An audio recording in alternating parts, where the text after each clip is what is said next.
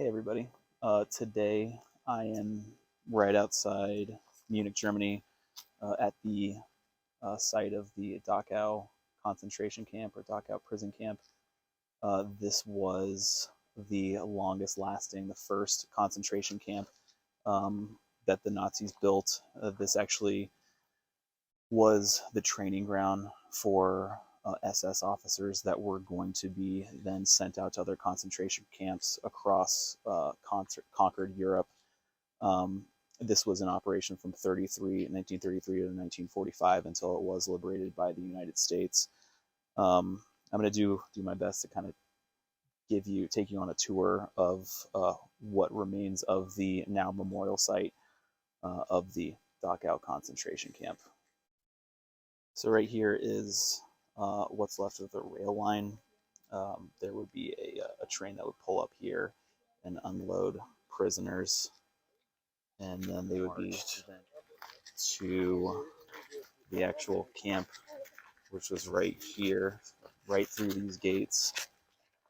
Thousands, maybe something, I think estimates vary, something to about along the lines of 200 to 300,000 prisoners made this trip through these gates. And just like in many of the concentration camps, at the gate, you have the phrase at the top, "Work will set you free."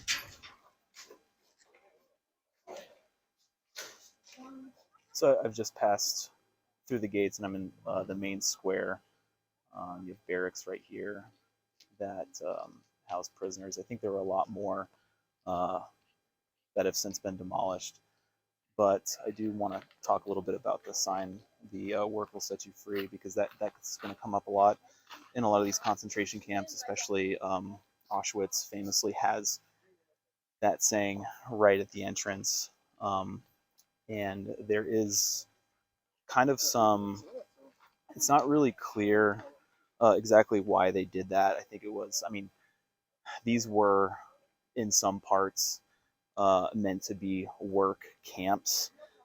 This is the site of it's near a munitions factory, and so a lot of the workers here, or a lot of the prisoners here, were put to work for the war effort. Um, but a lot of people that came here and came to these concentration camps, uh, they were never intended to be released, and so it's kind of weird to think, because do they mean like work will set you free? Like, is this uh, are you going to be worked to death, and death is like the freedom uh, that you'll eventually see? Um, the purpose for these concentration camps, in a lot of cases, was just that, to work people to death. And in many cases, that was the outcome. People died from starvation, in this case, a lot of people died from diseases. There were multiple typhus outbreaks at this one in particular. Typhus, to give you an idea of the conditions of this camp when it was in operation, typhus you get from lice, and something like 15,000 of the something like 44,000 people that died here, uh, or were murdered here, died from typhus. I also want to give you maybe a little bit of greater context for the Holocaust, and the ultimate goal of the Nazis. There, and many of you probably already know this already, but the Nazis they would call themselves these racial purists. They believed that the Aryan race was the most advanced race, and the race that's destined to conquer the world. And within the borders of Nazi Germany, and by 1939, 1940, it does encompass most of Europe into Eastern Europe. Adolf Hitler wants to create this thing called living space for the Aryan people. And so what they're going to do is they're going to take people that are not deemed as Aryans, and also any any political adversaries, socialists, communists, social democrats, liberals, Jehovah's Witnesses, gays, people that are handicapped. They're going to round all of those people up in addition to the non-Aryans, and they're going to try and wipe them out. Especially in places like Poland and Eastern Europe, they want to clear out that land and resettle it, repopulate it with people that are deemed as Germans. And so that's where these concentration camps come in. They are going to house the people that are enemies of the state, that are seen as subhumans. And they eventually are going to be eliminated either through working them to death or through mass murder, through executions, shooting them. There's gas chambers in a lot of these concentration camps, including the one that I'm at right now, Dachau. And so this is just one cog in this master plan to eliminate political opponents and also to eliminate these groups of people that are not, that are seen as subhuman, that are seen as racial vermin, as sometimes the Nazis would put it. So I'm about to go through a reconstruction of the barracks where prisoners were held at Dachau. Probably not going to talk a whole lot out of respect.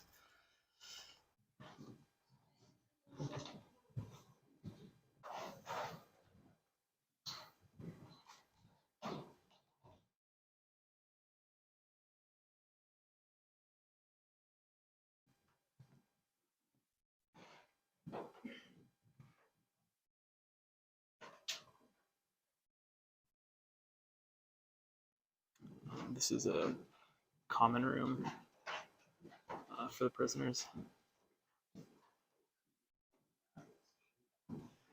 with what appears to be lockers.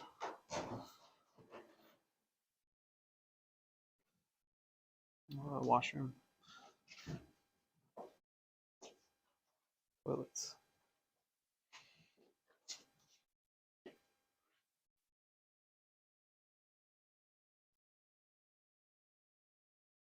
The following is an account from a prisoner that was here, Hugo Burkhardt. After we were driven like cattle into the barracks, all the windows were painted over with chalk from the outside as to block our view out into the camp lanes and to prevent any contact with the other prisoners. The whole camp workforce was forbidden under the severest punishment to establish any kind of contact with us. We had to immediately write a card to our relatives saying that we were well and that we were to tell all relatives and friends in foreign countries that all reports about our fate was fabricated. So I just went through the museum section of the Dachau concentration camp, and there's, I think, a couple things I want to highlight, or I guess reflect on. One is the gradual rise of Nazism in Germany is, I think, terrifying. And it kind of goes to show that like something like this can happen in democratic systems if you let it. It's important to note that the Germans, well, the Nazis, the NSDAP, did not like seize power through a revolution similar to the Bolsheviks in Russia. They were first voted into the Reichstag, like the German parliament. They received, it wasn't like a majority, but they had the most votes out of any other party. And then Hindenburg appointed Adolf Hitler as Chancellor of Germany. But, a lot of the people that voted for the Nazis in the elections leading up to the eventual takeover of the Nazis, although like many of them, probably most of them, were anti-Semitic, were racist, there were a lot of people who rationalized the racism, the rhetoric that Adolf Hitler was saying, because they felt that he was somebody that could bring the German economy back. He was somebody who was probably the most outspoken critic of the Treaty of Versailles. He guaranteed that if he took power in Germany, that he would rip up the Treaty of Versailles and defy the Treaty of Versailles at all fronts. And that resonated with a lot of Germans that voted for him, and they rationalized the racism. They rationalized some of his promises to eliminate the Jewish problem, his final solution. And it's scary because, yeah, he was he was voted. Along the way, as like once they take over, a lot of Germans are going to just steadily rationalize more and more crimes against humanity, more and more power grabs by the Nazis. It's a slow process. It's a slow takeover. And along the way, you have people just rationalizing it. So now I'm in, well, at one further end of the concentration camp. You can kind of get an idea of how massive this concentration camp was. All of these that you see in front of me are their foundations of bunkhouses. I went through right there is the recreation of the bunkhouses that I took a video through, but this was all lined with housing for prisoners. I also want to talk briefly about the guard towers. There's one guard tower there, and there's a couple in the background as well. And they were saying in the museum that I just went through, there was like a line. If you crossed a line, the sentries in these guard towers would just fire on you, would kill you, would shoot you. And there was a trick that that sometimes the prison camp guards would do, would be they would take people's hats and throw them across the line, and then make them walk into the sentry fire and be summarily executed. I also want to talk about this idea of the final solution, because this comes up a lot when you're studying the Holocaust, and so I kind of just want to explain what that is and what that's in response to. So there is a long history of anti-Semitism in Europe. By the time you watch this video, we probably have already covered the bubonic plague, the Crusades, and both of those happened in the Middle Ages in like the 11th, 12th, 13th centuries. And in both of those events, Jewish people were targeted. During the bubonic plague, Jews were blamed for spreading on purpose the bubonic plague. They were accused of poisoning wells, and then eventually Christians would drink out of the wells and get the bubonic plague. They thought it was a plot.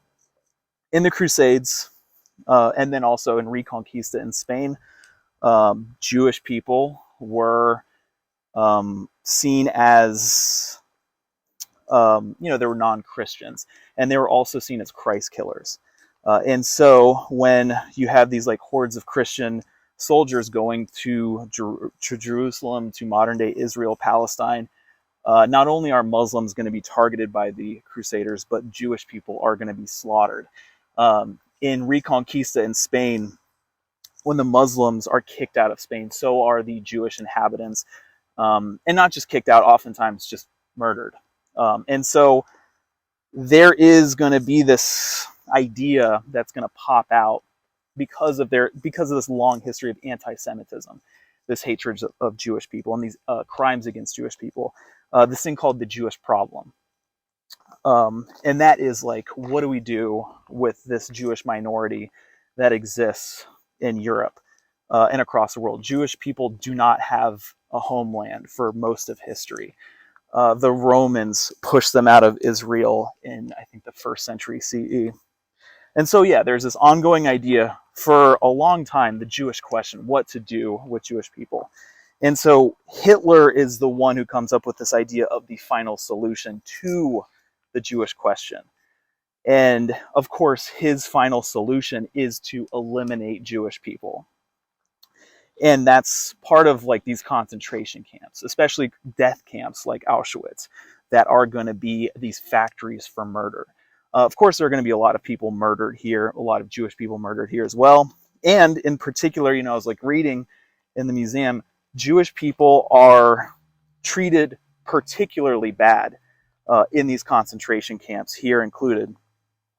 There are, it's not no walk in the park for German Christians that are thrown here, or like German political prisoners, like communists, members of Jehovah's Witness, gay people that are thrown here.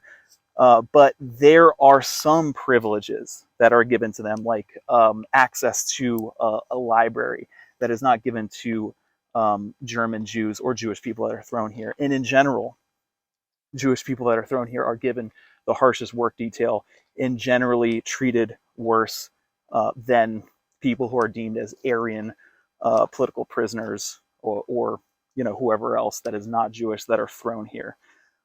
So they get it particularly bad, and that's worth pointing out.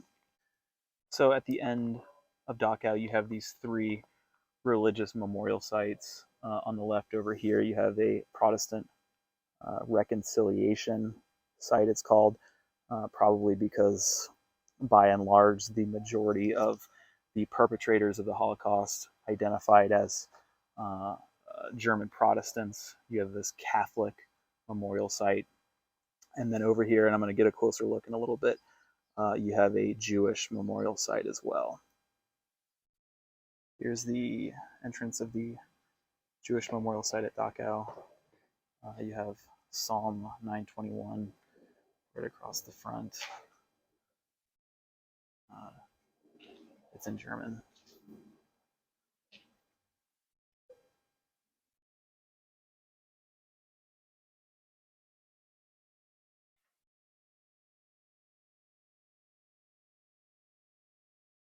It's this dark black stone brick giant room with a small light and a menorah. You can't see it because the light is shining down the top, which I would imagine probably represents hope.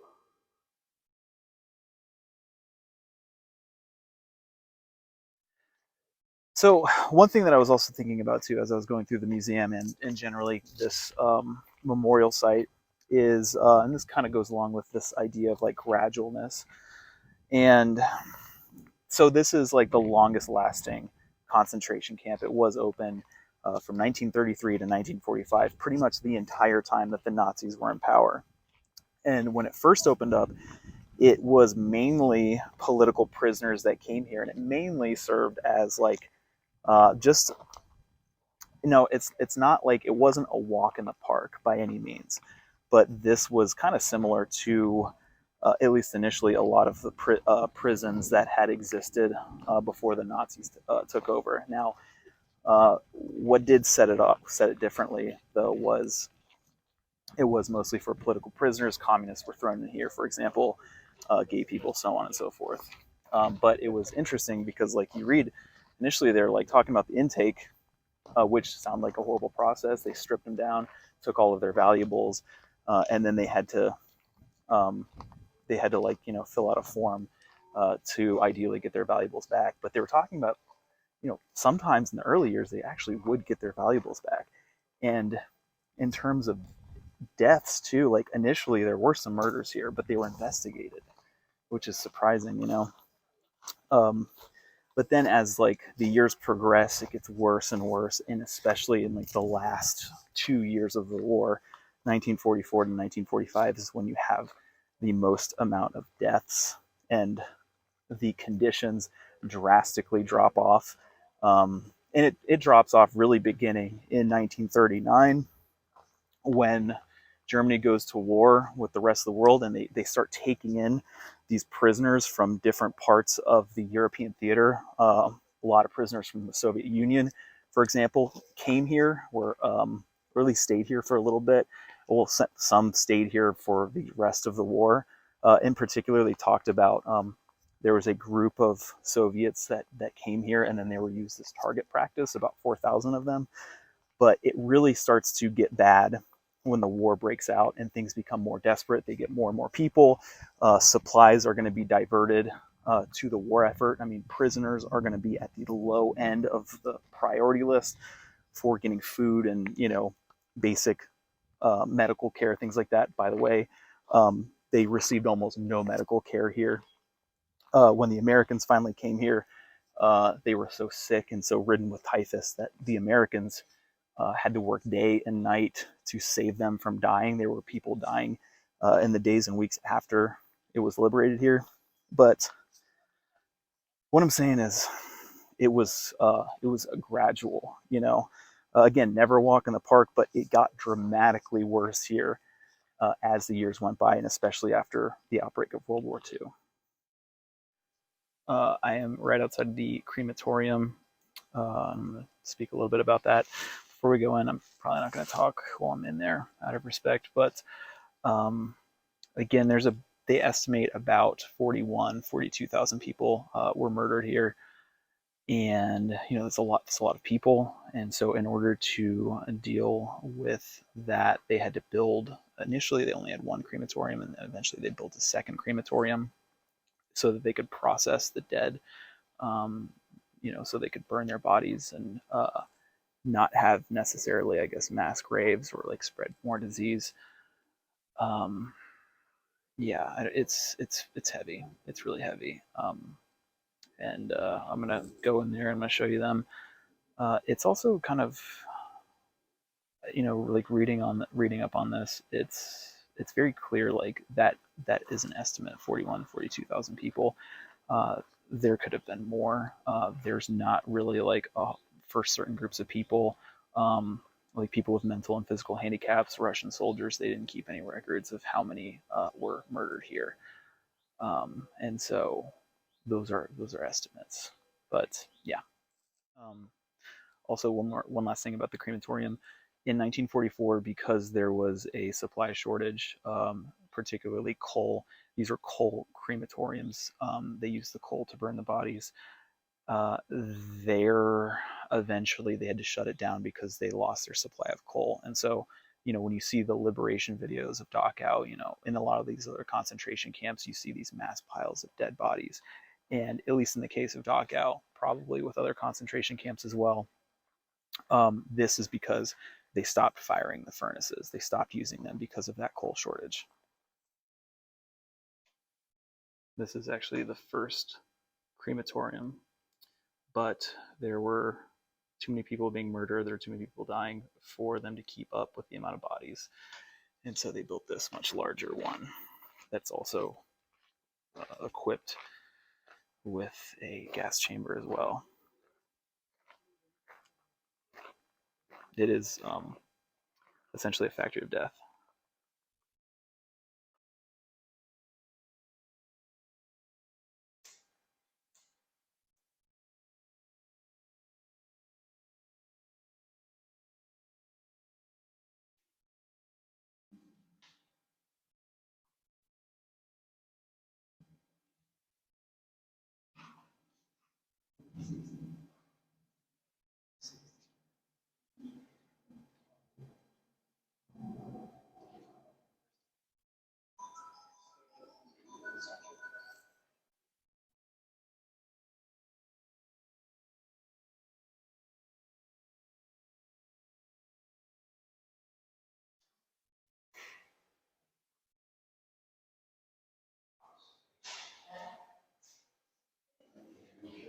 This is from another prisoner here, Werner Kamen.